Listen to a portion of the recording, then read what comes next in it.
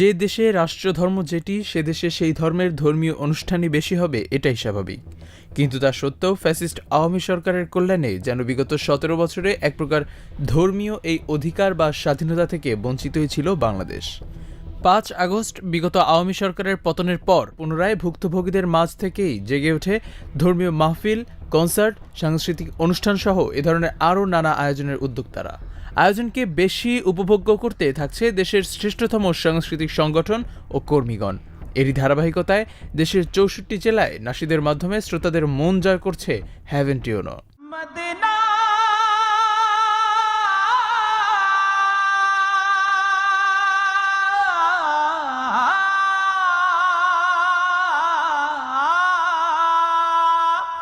বরাবরের মতোই গত ৬ ডিসেম্বর বরিশাল হেমায়েতুদ্দিন ঈদগাহ ময়দানে আয়োজিত আন্তর্জাতিক কেরাত মাহফিলে দর্শক শ্রোতাদের ভালোবাসা কুড়াতে সক্ষম হয়েছে ইসলামী সংস্কৃতি চর্চার শ্রেষ্ঠতম এই সংগঠন।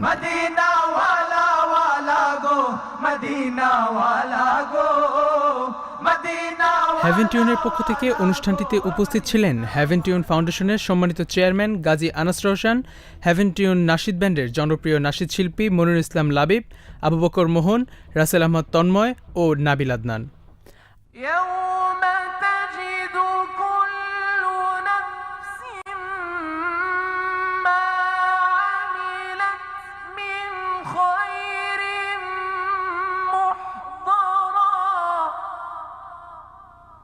আল কুরআন একাডেমি বরিশাল কর্তৃক আয়োজিত আন্তর্জাতিক কিরাত মাহফিল ২০২৪-এ আন্তর্জাতিক একাধিক কারির সাথে নাশিদ ও কাওয়ালি পরিবেশনের মাধ্যমে হেভেন টিউন দর্শক শ্রোতাদের মন জয় করে নিয়েছে।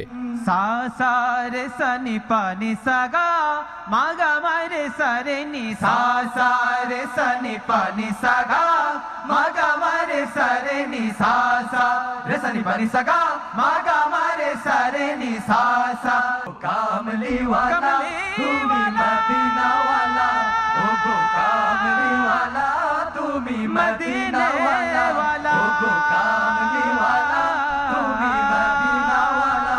ওগো কামলিওয়ালা, তুমি মদিনাওয়ালা।